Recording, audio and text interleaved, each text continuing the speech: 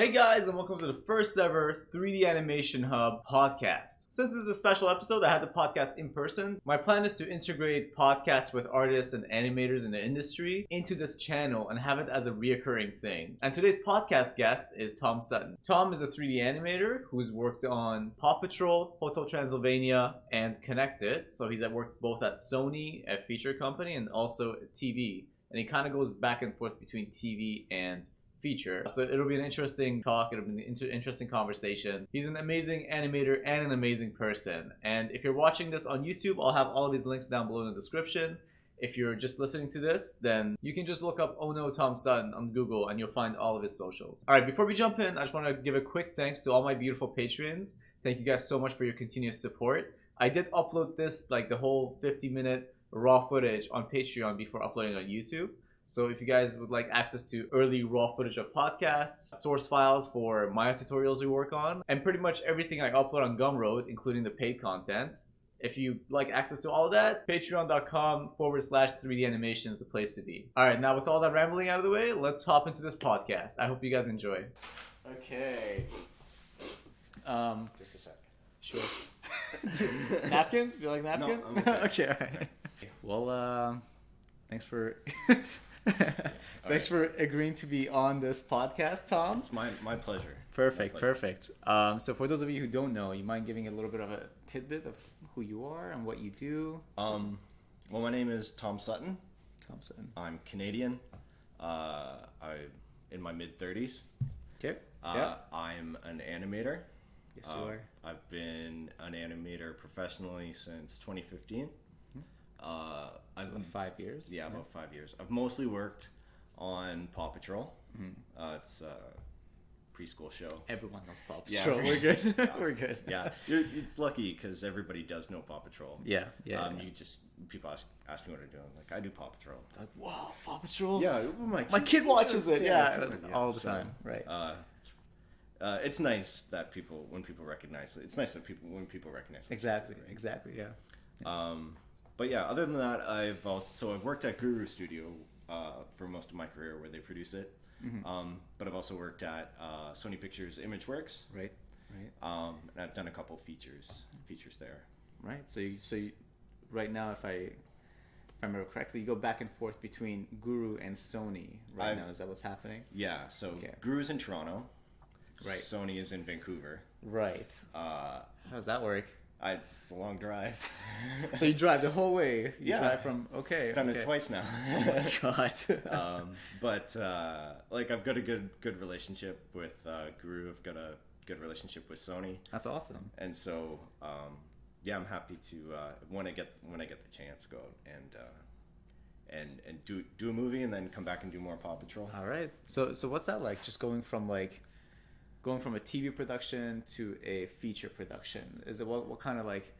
Because it's different. It's completely different. You go from having to do like 40 seconds a week to having to do like 3 seconds every 2 seconds a week. Yeah, there's definitely a difference in the pace of work that you do. So like when we working on a preschool show, working on television is mostly, because television's mostly a volume business. It is. Yeah. You've got to get through 26 episodes for broadcast or distribution, right? Right. Yeah.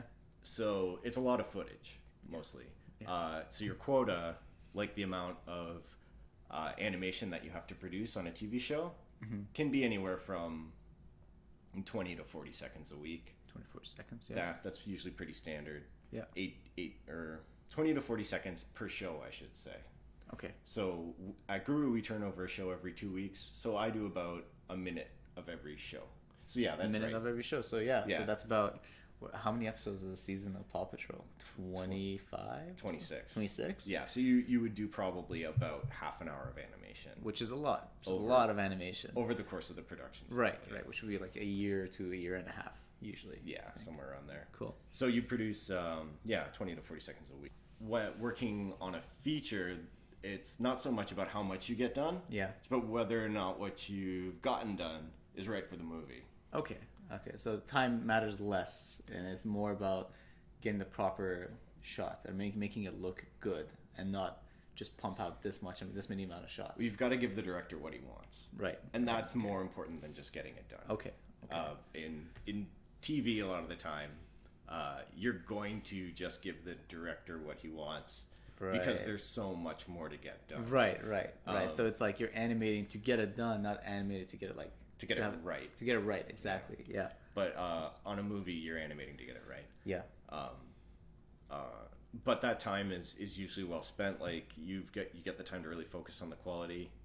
You get the time to really like dig into the shot. Think about like the acting.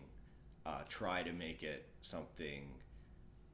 Try to make every new thing you've done the best thing you've ever done. Right. Every shot has an element of that opportunity. Would you say it's a lot more challenging to do feature than TV?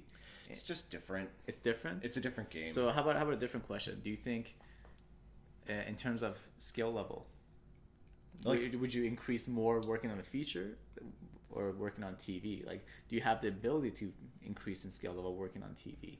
Yeah, you definitely do. Yeah? Like, so I think working on a feature is just a totally different game than working in TV. Okay. In TV, you're trying to make...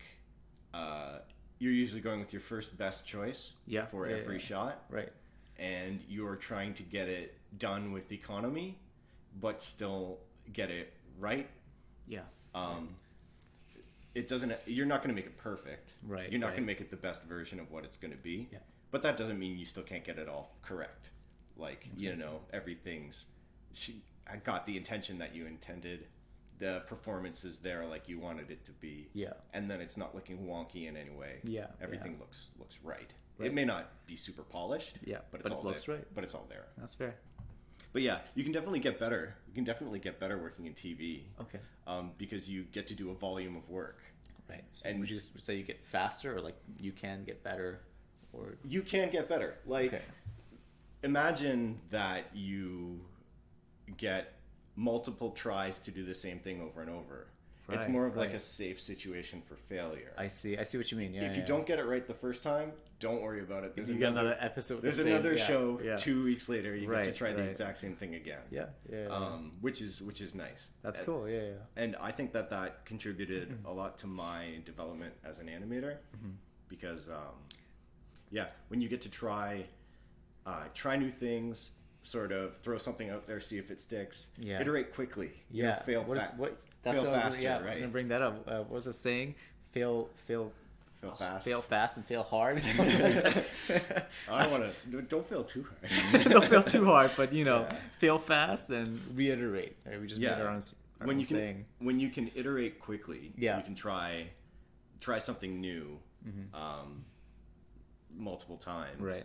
It actually gives you a chance to learn a lot, especially when you're like really new. Right. Having the chance to get a volume underneath you, you will learn the skills that you need in order to get better at the beginning. I agree with that. Yeah. 100%. You still need to develop an eye for animation. Exactly. So you develop an eye for animation, and when you're working in TV, like you said, you work on... There's so many different scenarios that you have to animate because you animate so much, so you get familiar with a lot of different things. Yeah. And usually you get to do the same thing over and over again, depending on what it is in whatever episode. And so you get really familiar with it. You find your own way of animating it efficiently. Yeah. And you get a better sense of timing. You know what sort of performance, like what magnitude of performance a situation requires. Yeah. The thing about a lot of beginner animation is it's all at the same magnitude. Right. There's no sort of nuance for big and small. Yeah. Sure. So, just taking us back a little bit, who was Tom in high school compared to Tom now? Like in high school? Yeah. Did you hang out with the hottest guys, wear the freshest clothes? Okay. Well, in high school I was like, I was a bit of a geek. Uh-huh. I'm not afraid to say that. But then our class wasn't huge. So it was easy to know everybody. Right. So it's not like I couldn't have a conversation with anybody. But then like I was drawing. I only took school as seriously as I had to. That's fair. Which for me, I found high school kind of easy, so I got off fairly. That's good. That's fairly good. Well. But trying as hard as you have to for high school, I feel that's like either every entrepreneur or every artist. I feel like it's like those two are. Well, in high school, I thought that I was going to be a teacher. Wow. Okay. I really liked history. I really liked humanities, classics, archaeology. That's like what I was really interested in. So not animation. No, but I had thought about animation. I knew that I'm from Ottawa, and Ottawa has a small animation industry. Yeah. So I knew that it was a thing that people did. Yeah, yeah. And I really liked animated movies. Yeah. But then nobody presented that to me as an option when I was in high school. That's fair. Yeah. You didn't know it was a career option you could actually pursue yourself. And well, it was when I'm dating myself. When I graduated high school, the industry wasn't digital yet. Okay. And a lot of it was pretty what's the word? A lot of the animation industry was not lucrative. Okay. Or at least it seemed that way to a lot of people. Right. So they thought it had sort of like a sweatshop reputation. Yeah, which I feel like it was at that time. Like, I don't know. It's definitely a lot better now. Yeah, it's a lot better. Yeah, I appreciate how I've been able to make a living in it. Right.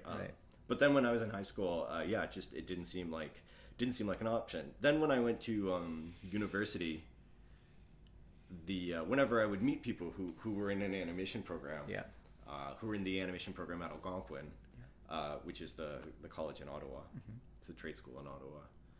I would meet people in the animation program. I would think, man, they're lucky. Man, how'd you get to be so lucky? Get into animation. It sounds like that sounds so cool. It sounds like so much fun. Yeah.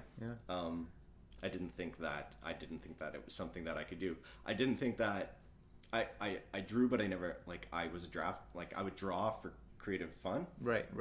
But I never took it seriously. Right. Never tried to make a good drawing. Yeah. Just drew what came out. No, that's fair.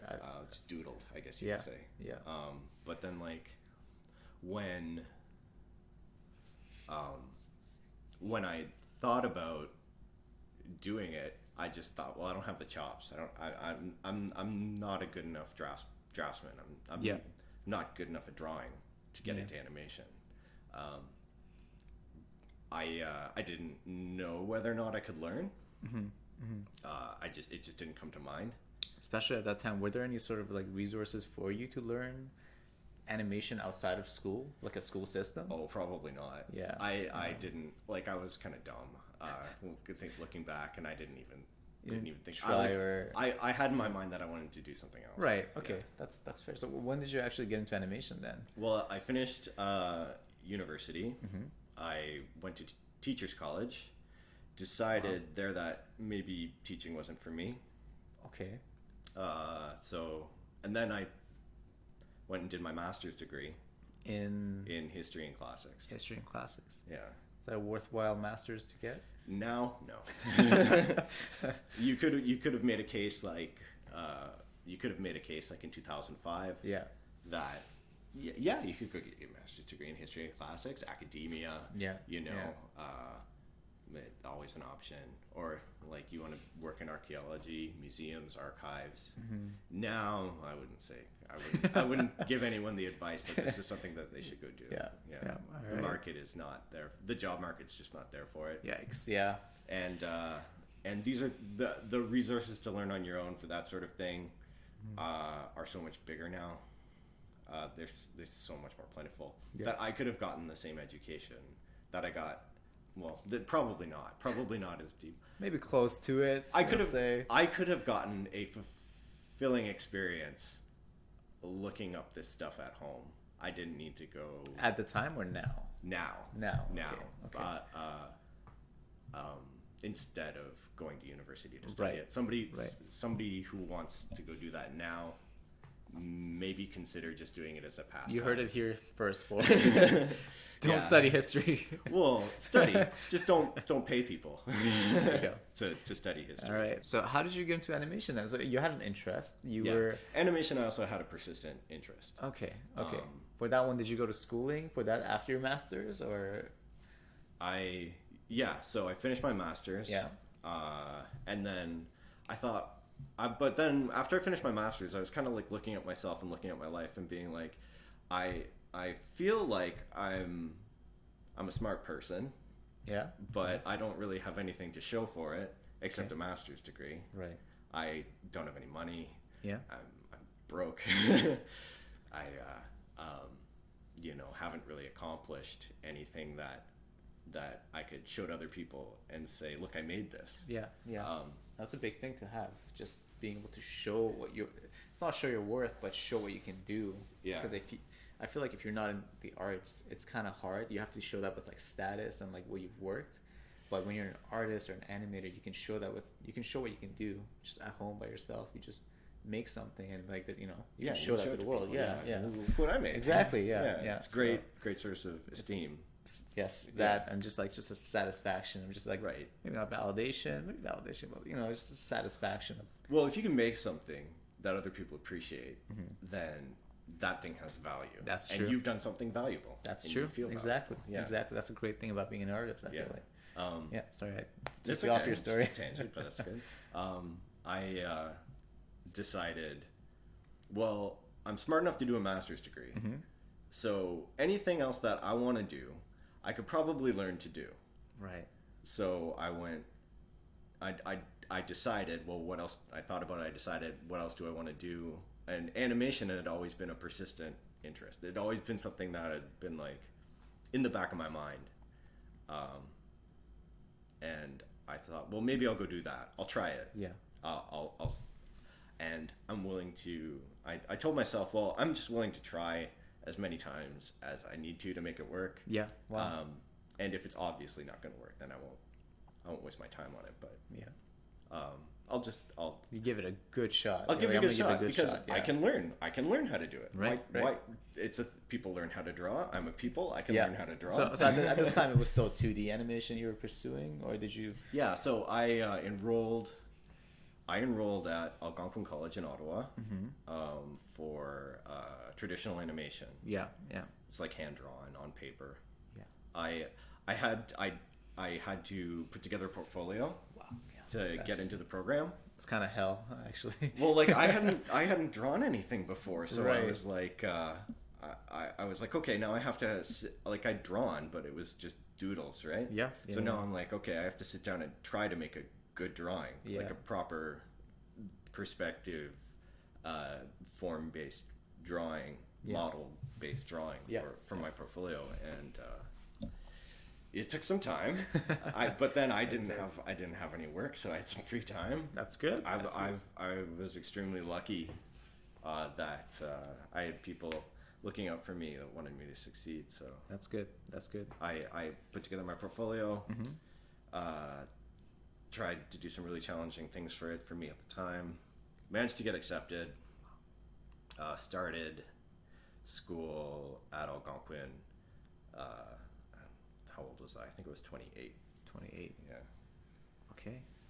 And how did you transition into 3D animation from 2D? So I did my first 2 years at Algonquin in traditional animation. Yeah. I did a lot of hand-drawn animation. Some Toon Boom Harmony. Yeah. We had one class in first year. Okay. I think we had a total of like maybe 3 hours of instruction in Maya in first year. Wow. 3 hours. Yeah. Okay. I took that and I ran with it. I mean. Yeah. Yeah. Because they showed us just enough. Okay. They showed me just enough that I thought, okay, I think I can see how this works. Right. Yeah. And then over the course of breaks, and then over the course of second year, I kept animating. I kept trying to learn, trying to get better at drawing. Trying to be a decent student. Right. Because I wanted to do well. Yeah. And I wanted to prove to myself that this was something that I could learn to do. Yeah. But then, kept animated a couple things in 3D, put them on my reel. And then what happened was one of the producers from Guru. Yeah. So out of Algonquin, producers from local studios would come in and scout the students to see if there was anyone in the school who could work. Has the talent. Well, who was ready to work in the industry, right? Right. Ready to work on their production. Right. They still do that. They still do that. Yeah. They'll always do that because that's how they bring people in. Right. They can bring in a student who's willing to do footage at a more economical rate than a veteran. That's a good way of putting it. Yeah. More economical rate than a veteran. All right.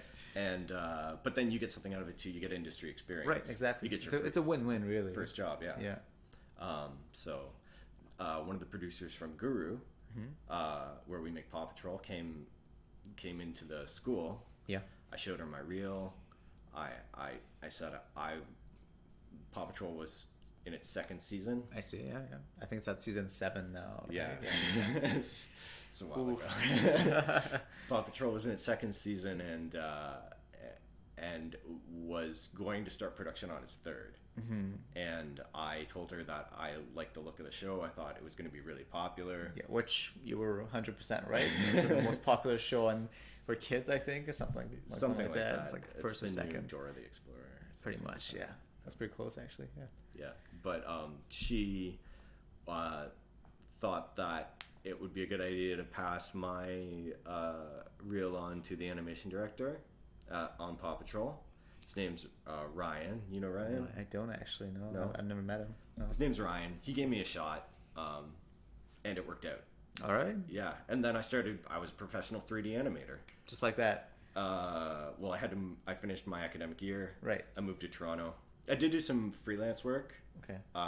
For a couple other studios in the meantime, but after my second year at Algonquin, I moved to Toronto, started working on Paw Patrol. Wow. Okay. So I mean, that kind of goes to show that age doesn't matter, because you started, like, you got interested in animation or started studying animation at like a later time than like you already got your master. You finished getting your master's, then you started studying animation. Yeah.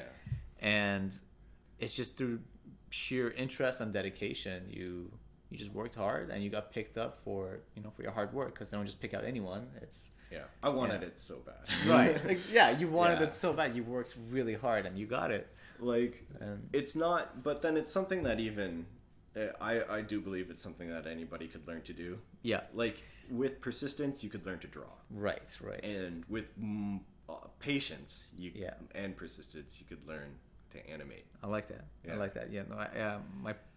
My animation professor back at Sheridan, and he was the coordinator for the entire program. Yeah. He said something like, he said anyone can animate, anyone can be an animator, but not everyone will. Yeah. So, and it kind of really stuck with me. Well, there's lots of people who go through animation programs and don't end up as animators. No, exactly. There's another part of the industry. Right.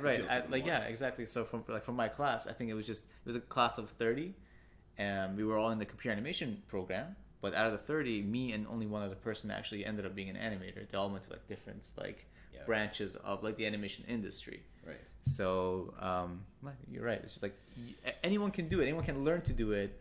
Not everybody will. Not everybody will. It's not in everybody's wheelhouse. Exactly, because some people hate it, some people love it. Like in my case, I like animating, and I absolutely hate rigging. But there are people who love rigging just because it's so more technical, right? Yeah. And so they love rigging. They hate animating. It's just I think what appealed to me like about animation in particular. Was that it was a show. You're an entertainer, right? You're putting on a show. Yeah. You're bringing characters to life. It's like when you're a kid and you're moving action figures around, except now you're actually moving the characters and bringing them to life. Yeah. So you were at Guru, you got hired, and how long did you spend there? And like, how did you get into Sony? Is that something you wanted as a career-wise? You wanted to move towards feature, and you thought that was like the end goal? Yeah. And so just after that, maybe we can get into like what kind of career goals you still have, or what positions you want to attain. Okay. Yeah. Well, so I worked on Paw Patrol season 3, 4, 5. 3, 4, 5. By the time season 4 rolled around, like mid season 4, Yeah. I was like, okay, this has been fun, but I think I'd really like to just get better. Yeah. Like be a better animator. And you need a goal sometimes to motivate yourself. That's true. Yeah. So I'm like, oh, let's try to do a movie. Yeah. And because working on Paw's a great job. Like I love working at Guru. Yeah. Great studio. But sometimes the volume of TV work doesn't really give you the opportunity to dig into the polish. Yeah. No, for sure. And really focus. And the writing in preschool is pretty simplistic. You don't get a lot of subtext. Yeah. So you've got to look for opportunities. That's true. Look for opportunities to get better. Yeah. So I started animating stuff on the side. Took an Anim Squad class. Yeah. Was that hard? Taking Anim Squad and working at the same time? It was a particular challenge for me because I was working. I was taking the Anim Squad class. Mm-hmm. I had to move house at the same time twice. Twice. Yeah, because I was taking the Anim Squad class. Yeah. And then I had to move house, which moving is awful. I hate moving. Yeah. I hate it. Yeah. Great. And then while I was taking the Anim Squad class, I kept cutting a new reel. Mm-hmm. I applied to Sony. Mm-hmm. Somebody in my Anim Squad class was working at Sony ImageWorks. Oh, did they refer you? Well, he told me I should apply. Okay. I put I mentioned in the cover letter that he told me I should apply. Right. And so I did. Got an interview. Yep. Got on the crew for Hotel Transylvania 3. Perfect. And then moved again to Vancouver. Vancouver. Yeah, still enrolled in the Anim Squad class. Still doing the to this day, you're still doing Anim Squad? No, at the time. At the time. I gotcha. Okay. All right. So yeah, it was a challenge. Yeah. Anybody who's going to take a class like that, make sure you got a chunk of free time. You can do it. You can do it while you're working. Yeah. Taking additional education. It is hard to juggle your priorities if you've got anything else going on. It's not even that. It's just like that, and also because you're animating all day, then you're coming home and you have to animate at an even higher level, right? And it could be really exhausting because even for YouTube, I don't animate at a higher level for YouTube. It's almost like TV level. But just animating, then coming home and having to animate and talk about the animation while I'm animating, it's just it could get hard sometimes. Yeah. Well, you've got the stress of it is to get past like the functional animation that we do like for production, right? And get into something that's probably planned a whole lot better, probably focuses a whole lot more on character and sort of performance, and polish and the way you set up these things properly in your workflow. Yeah. So yeah, doing an Anim Squad class is a big challenge. It's a big challenge, but it was worth it, right? It pushes you to that next level. Mm-hmm. If you didn't know what you needed to do to get there, you'll find out. So would you recommend Anim Squad for someone who's new to animation, or someone who's had experience in animation and just wants to take it to the next level? Like I had a good experience. We're not sponsored, by the way, for Anim Squad. Okay. I'm not. They don't pay us anything. I had a good experience with Anim Squad. Yeah. But there's other online courses you can take. Yeah. I think that because I started when I started in school, I started from a place where I didn't know how to draw, and I didn't know what I needed to do to animate well. Yeah. I think going into a college or a university program dedicated for character animation, that served me well. That's good. Doing studies online after the fact also served me well. Yeah. I could say that it was worth the cost because it's paid for itself many times over now. Wow, that's awesome. That's amazing. I'm still deciding whether or not I should take Anim Squad, but we'll see. It's like there's different schools. You have different experiences. Some people really like their mentors, and who you have instructing you can make a big difference. Right. That's fair. That's fair. Because not all teachers are the same. That's true. No, that's 100% true. Yeah. I really liked my Anim Squad mentor. I don't think he's teaching. You want to class. shout him out? Oh, Yeah. he's not teaching class. His name is Hiram Osmond. He was a anim supervisor, I think, head of animation on Moana. Wow. He was my Anim Squad mentor, and so just being in his class, just those like 12 weeks we had talking about animation. Yeah. I learned so much from him. That's amazing. I think my girlfriend in the other room just squealed because it's her favorite film. That's amazing. Yeah. Super nice guy. Super nice guy. Yeah. I had a great time with him. But yeah, there's lots of options. Researched and my advice would be to research and find one that works for you. That's awesome. Yeah. Well, that's great. It can be expensive. That's you gotta several $1,000s. That's part of it. That's part of weighing true. the but weighing the pros and cons. I mean, if it brings your skill level higher, if you can get higher pay, or you can get a better position at a better company or a different company, then and sometimes it's about the connections you make too. That's right? true. I mean, your friend at Sony that. Yeah, he just maybe that helped a little bit. Who knows? But like, well, he told me that I should apply. Yeah, and so I applied.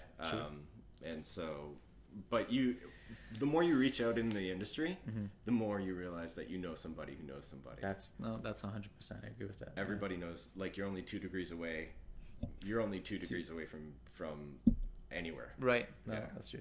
Yeah. 100%. So, if you could have one superpower, what would it be and why? A superpower? A superpower. Man, I don't know. If you say animating really fast, I'm gonna be really upset. Well, that's the thing. I don't want to animate faster. Can I eat whatever I want and not gain weight? Not gain weight. That's amazing. I'm gonna take that one too. Actually, yeah. The food's amazing. Yeah, food's great. Yeah, I think that's gotta be. Wow. Yeah. I don't need to ask why. That's wow. Yeah, I'm not helping anybody else. No. I'm not going around like fighting crime. No, I just want to eat whatever I want and not get fat. That's. Wish I thought of that. All right. And so if you weren't an animator, what would you be? What do you think you would be? Right now? Right now, if animation wasn't an option. So like, with the skills you have, what would you? Thought about getting into writing. Okay. And if I had thought, well, people do that, and maybe I could do it. I might have tried my hand at writing for TV or writing for movies. I know that's probably much harder to break in. Yeah, for sure. But I might have tried that. But then I'm not above, like, I've had all kinds of jobs. I'm not above doing what I need to do just to like keep the lights on. Yeah, that's fair. That's fair. So I thought, because people had been kind of foreboding about animation, about how much I might get paid, I thought, well, maybe I'll animate in the winter and I'll go back and I'll go back to framing or roofing or something during the summer. Really? When I can make money. Okay. And then go and animate in the wintertime when I can't make money doing that anymore, right? Wow. Yeah, but it worked out. So that's good. No, that's great. It's great that it worked out. So since the industry is mostly contract based with like little to no actual permanent positions, what do you do to like stay safe in case of if you don't find a job or if you don't find another contract? I know your case is a little different because you have both Sony and Guru Studios, and you're bouncing back and forth. That's part of it, right? Yeah. Well, I guess that's your way of like staying part safe. Of my way of staying safe is to have good relationships with places that I can go work. Okay. So so in this case, I was working at Sony and I needed a job. I flew back to Toronto, went and visited the producer on Paw Patrol. Said I'm going to be off work and I'm going to be off contract in a bit. Yep. It's like, I'm coming to you first. Do you want to have me back? And she said, yeah. And then we worked it out. So that's perfect. That's amazing. So just ask, like. Yeah, sometimes like if you've been working for a while and people like you and they know that you can produce. Yeah. You can make things that they can put on broadcast. Right. And they like you as a person. Then there's no reason why they can't unless it's economic, there's no reason why they can't. That's bring true. it back, right? That's true. And by produce, he means producing amazing work, because you're being very modest. You're one of the best animators at Guru, I feel like. I don't know, man. So- We've got a lot of good animators. At Yeah, Guru. well, you're definitely top 5. I don't. So, so aside from that, aside from like keeping good relations, I guess this kind of leads a little bit to the next question. What would you suggest to someone whose contracts may be nearing an end? Would you suggest them to find work now and maybe cut contract, Yeah. or finish the contract and then risk having a few months of, If no, you can't, no money? if you can't negotiate like your next on board, like within a few weeks of your contract end, yeah, you're probably going to. Well, it helps to plan ahead first of all. right, So try to get ahead of these things by at least a few months. okay, 4 months. yeah, Producers will usually be able to see ahead that there'll be a shortage of Yeah. manpower, right, and that's think- that's usually a good time. yeah. I think Guru's experiencing that, at least like maybe now in the I think we're last doing. 2 months. I think we're doing okay. You guys are okay now? Okay. All right, never mind. Never mind. Yeah. Because there's just production stop. Right. It's in waves, right? It comes in waves, right? And everybody might be crewing up at the same time. Yeah. Everybody might be rolling off at the same time. That's true. That's true. Sometimes you get lucky enough and these things overlap in such Right. a way that you can keep working. Yeah. But yeah, if you can't get ahead of these things, it helps to have like savings that you can plunder in the meantime. Mm-hmm. I was lucky enough to take summer 2018 mostly off. Okay. Not because I couldn't find work, Right. but just because I had the option of not working, Yeah. because I'd saved up some money. That's good. And Yeah. I spent the summer driving across Canada with my girlfriend. It was That's amazing. yeah. The entire summer. I'm assuming Most- most of the summer. most of the Yeah. summer, Yeah. yeah. That's awesome. That's amazing. Yeah. Okay. But yeah, so it helps to have savings. Having at least like, let's see, if you could have like a quarter of your yearly salary in the bank, at least that's probably Okay. that's a good safety net right that's there. a good safety Yeah. net. Then Yeah. you think, okay, I can get by at least 3 months Yeah. without work. Would that be gross or net? Let's say gross. Gross. All right. Yeah. Cool. And gross meaning before tax. Before pretty tax, much. Yeah. But then it helps to stay like if you can manage your money well, then you're going to be less stressed out when you're out of work. And you don't want to be looking for work in a panic because you don't want to take just anything. Right. Exactly. Yeah. Your options just get reduced real fast if you don't have enough savings to actually be able to choose. Right. Then you should be like, You don't want to end up working where you don't want to work, and you don't want That's to. true. And something I've been very choosy about is I've had job offers come up or opportunities present themselves, and I'd be like, well, do I really want to work on that project? Do I want to leave a job that I think that I like, that is stable, for something else that is a wild card? Unless I thought it was worth it, I'd go do it, and so far I haven't thought that it would be worth it. Yeah. Okay, cool. So, so the last question: how would you go about getting a raise? Do you just go in there and you're like, I want a raise, and hope for the best, or do you present your case? Or you like, I've done this. Look at what I've done here. Like I've done compliments here. The director loved this shot. I think so. You're working in animation. You've decided you want more money. Right. I think the best thing to do is wait for a contract negotiation to come up. Usually, if you're on a series, and the series gets renewed, that's usually a good time to talk about it because the next season they're going to have to staff up, and then you can speak to your experience, your ability to produce footage, how you get on, and the producer's going to know you. They're going to know that you're an asset, right? If you've been doing a good job. Do they rate animators or artists based on skill? I don't think so. Your line producer will talk to your anim soup, and your anim soup will let them let them know if you're a problem Okay. instead of instead of an asset. Right. So keep good relations with your superiors. Yeah, have good relationships with your line producer. Right. With your producers in general. Yeah. Because just take them out to dinner. They're the ones who they're gonna see your name on the call sheet. They're gonna see your name on the budget. Right.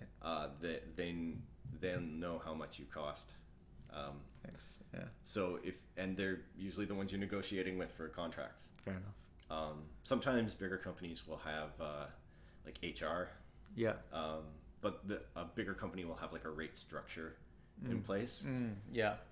But that's is that for like junior to mid, intermediate, senior, lead, etc. Smaller studio, that's not necessarily the case. Yeah. You've got a little more wiggle room depending on your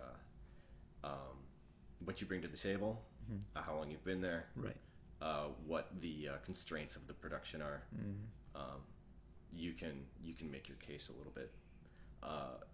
little bit more individualized. Yeah. At a smaller studio. Yeah. At a bigger studio, you might be one of 100, 120, right. 200, right. 200 so you're just animators. The number and like experience level and unless you really stand out. Yeah. Unless you really stand out, it would be very hard to get a raise between contract negotiations. But if you really feel like you're being underpaid, talk to your producer, because if they're underpaying you and you're producing for them, you're producing good footage for them. Yeah, that's a value judgment they're making about the show. Yeah, and companies don't want you to leave just because they're not paying you enough. It's bad reputation. Right. People hear about that. It's a small industry. So like, if I'm a producer and I've decided, well, I'm going to underpay my animators, right, because the show is not worth paying them more. It's not worth the extra money to get good footage out of them, right? Or it's not worth the extra money to retain these people. Doesn't look good. That's a value judgment they're making about their production. Yeah. And so I think that if you have a good relationship with your producer, you can talk about these things. Yeah. They're uncomfortable conversations sometimes. Yeah, for sure. Yeah, but they're necessary. Right. Yeah, it's like a breakup. Yeah. Except in more positive, because you want to. They take it as a breakup. You take it as a. Well, you want to keep working there. It's more like an intervention. You don't have to go. You don't have to go with an ultimatum. Right. You don't have to go. Pay me more. Okay, so I was actually going to ask about that. How do you feel about that?